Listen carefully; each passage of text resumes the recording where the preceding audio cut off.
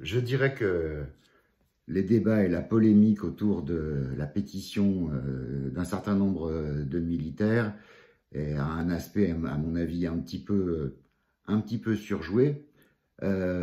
Pour autant, c'est une affaire à prendre au sérieux dans le sens où c'est un symptôme de la crise de la société française et un symptôme de réaction, d'angoisse face à des formes de délitement social. Et là, je ne parle pas simplement des militaires qui ont signé cet appel, mais je parle aussi du soutien, en tout cas pour ce qu'on en comprend, que cet appel semble avoir dans des fractions tout à fait larges de la population française. Donc c'est quelque chose dans ce sens-là qui témoigne de la gravité des problèmes auxquels la société française est confrontée, et une espèce de réaction à un délitement social que chacun peut observer.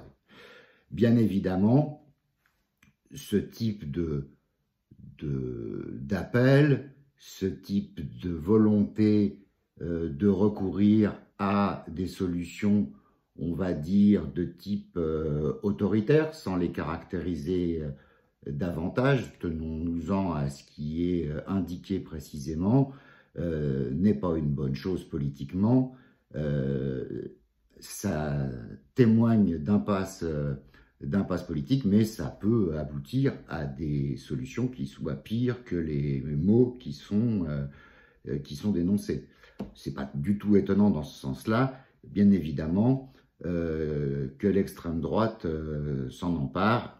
Et ça me semble tout à fait une impasse et tout à fait condamnable sur le fond politique.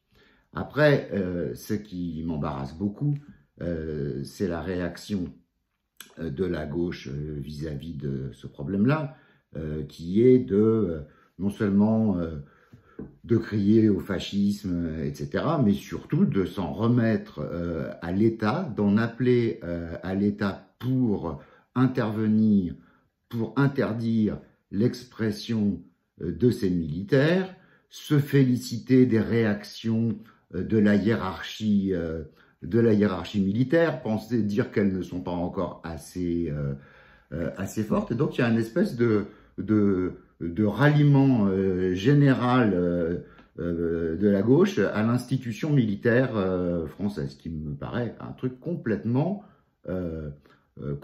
aberrant et tout à fait contradictoire avec les traditions du mouvement ouvrier et socialiste qui, rappelons-le, sont de réclamer d'abord d'avoir une armée de conscrits et non pas une armée de métiers dont on saluerait le caractère républicain. On s'en méfie beaucoup de cette armée, donc on veut une armée de conscrits. La deuxième chose, c'est de réclamer et d'avoir comme projet politique et social une armée dont la hiérarchie serait élue par les troupes, c'est-à-dire que les officiers soient élus par les soldats. Voilà la position classique traditionnelle, évidemment, qui n'a rien à voir avec le fait de repeindre en rouge l'armée républicaine. En fait, ceux qui sont repeints en bleu, blanc, rouge, ce sont malheureusement nos amis de gauche. Donc je trouve ça assez ahurissant. Quand j'étais jeune homme, je militais dans une organisation qui s'appelait la Ligue communiste, et une des premières activités que j'ai menées, c'était d'organiser des distributions dans les trains de soldats qui partaient de la gare de l'Est et qui étaient casernés en Allemagne. On se faisait courir après par la police militaire, etc. Et on appelait à quoi? On appelait à des syndicats de soldats. Ça, c'était la première action.